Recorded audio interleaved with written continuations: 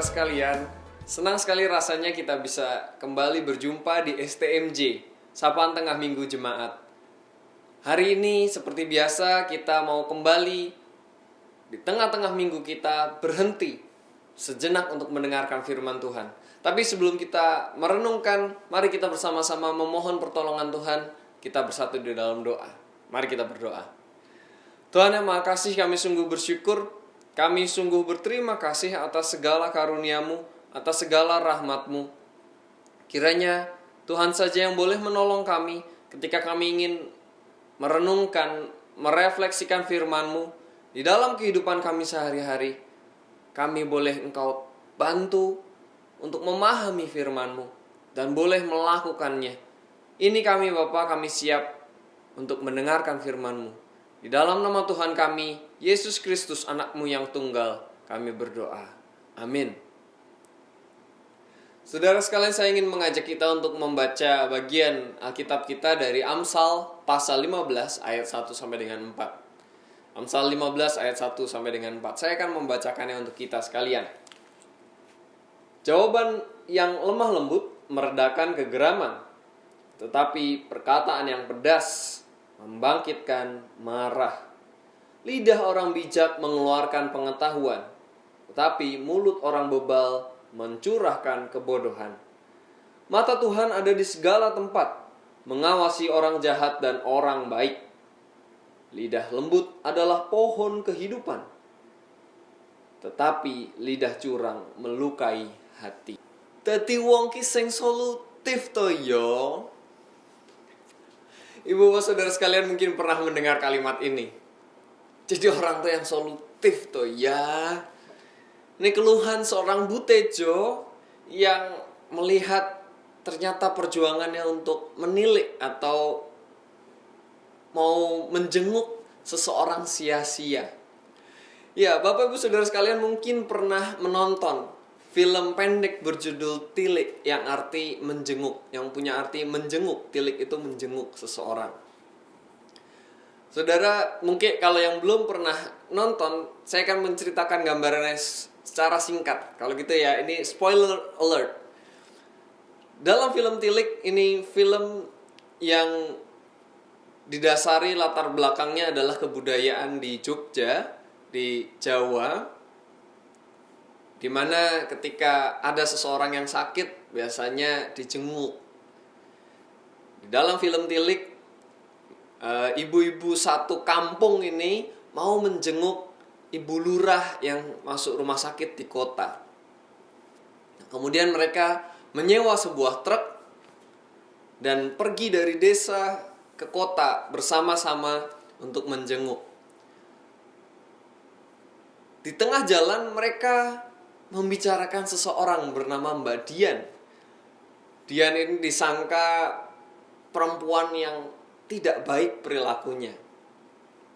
Ganti-ganti pasangan, jalan dengan orang yang lebih tua gitu ya, laki-laki yang lebih tua, di mana itu dipandang sesuatu yang ya tidak biasa.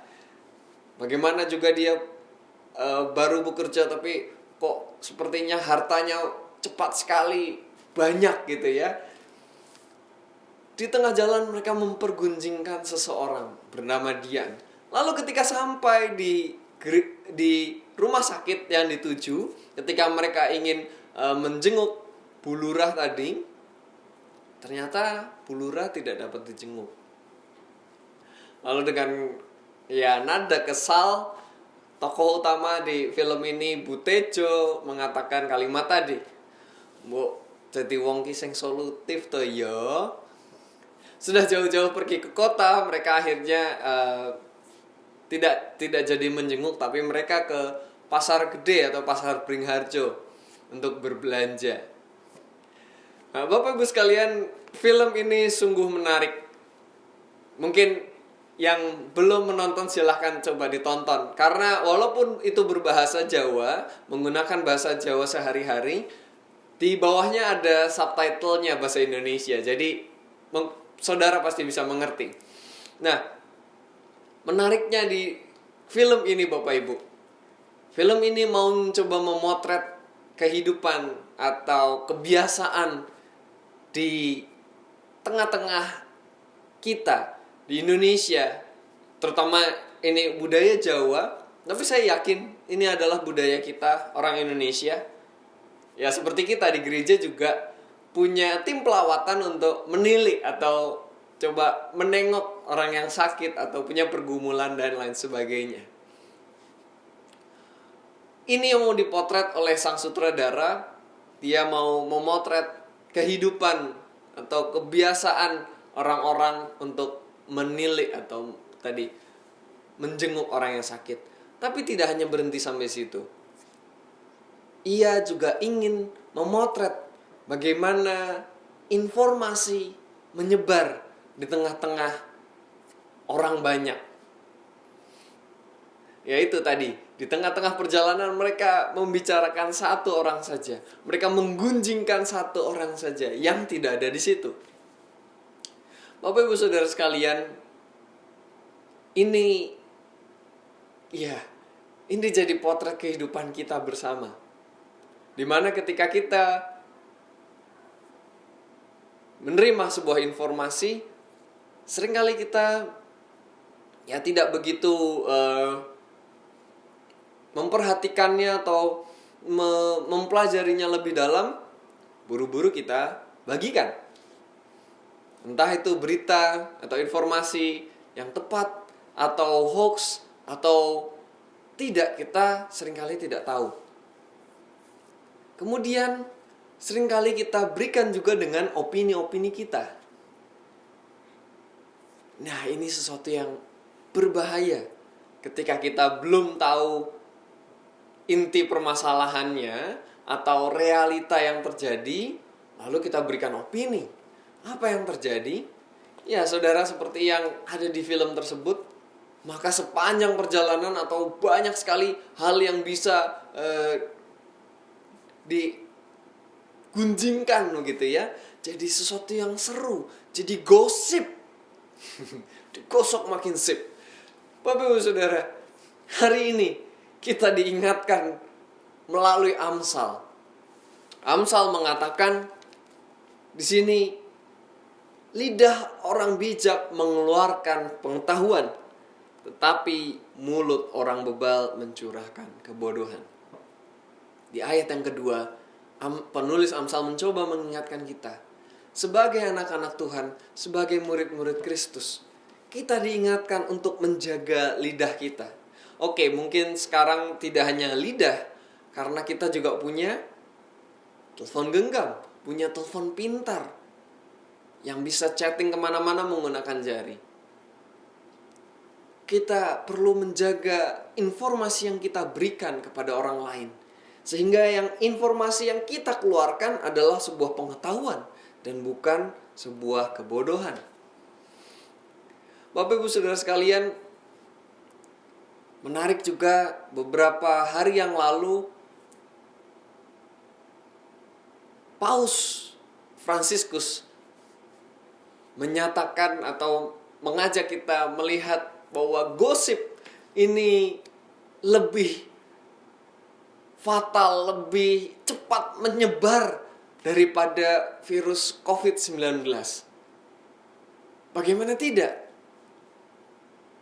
Gosip atau berita yang tidak pasti ini mudah sekali dibagikan, mudah sekali tersebar kemana-mana. Dan itu merusak relasi, merusak persekutuan. Seperti di dalam film Tilik itu, bagaimana akhirnya ada terjadi konflik antara Butejo dan juga aktor lainnya. Mereka menjadi konflik, mereka jadi panas satu dengan yang lain karena pribadi yang di luar tadi digosipkan. Yang satu pro, yang satu kontra. Terus begitu. Akhirnya timbul perpecahan. Saudara sekalian, hari ini kita diingatkan oleh Amsal. Kita diingatkan bagaimana mata Tuhan itu melihat di segala tempat, mengawasi kita, yang jahat maupun yang baik. Dan ketika kita terkait dengan informasi. Kita menerima informasi, hendaknya kita mempelajari dulu informasi tersebut sebelum membagikannya. Lalu ketika kita bagikan, ya marilah kita bagikan dengan bijaksana. Tidak perlu kita tambahi opini-opini sehingga ini semakin lebar, semakin besar, dan semakin mungkin bahkan membingungkan orang lain. Karena kita perlu menjadi orang yang bijaksana dan bukan jadi orang yang bodoh. Bapak Ibu Saudara sekalian, hari ini Tuhan mau mengingatkan kita, lidah kita, mulut kita, atau sekarang jari kita, itu bisa membawa kehidupan, menjadi pohon kehidupan. Jangan sampai lidah kita, tangan kita, mulut kita melukai hati seseorang. Seperti khotbah saya yang kemarin. Ketika kita melukai hati, tidak hanya hati manusia yang kita lukai, tapi juga hati Tuhan. Saudara, mari kita sama-sama bijaksana sebelum membagikan ataupun juga sebelum ketika kita membaca informasi, mari kita bijaksana. Karena seperti yang Paus Fransiskus katakan, ini bisa jadi sesuatu yang lebih cepat menyebar daripada virus COVID-19.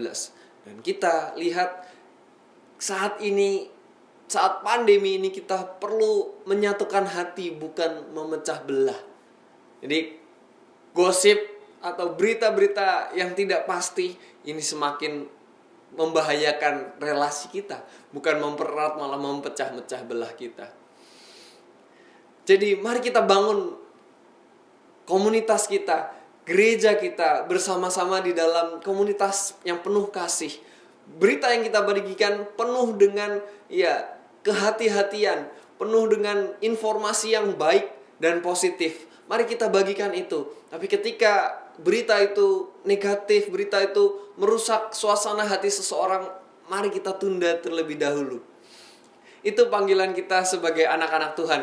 Karena ingat, Tuhan melihat kita, dan apa yang kita lakukan ketika kita melukai hati orang lain, itu juga melukai hati Tuhan. Amin. Mari kita bersatu di dalam doa. Tuhan, kami bersyukur, kami berterima kasih atas firman yang Tuhan boleh tanamkan dalam hati kami. Kiranya kami boleh terus senantiasa di dalam hari-hari kami, ketika kami menggunakan sosial media, ketika kami berbicara satu dengan yang lain, kiranya kami boleh dengan bijaksana menjaga lidah kami, menjaga jari kami, mulut kami, agar memberitakan berita yang baik, berita yang membangun, sebuah pengetahuan, dan bukan kebodohan Bapa.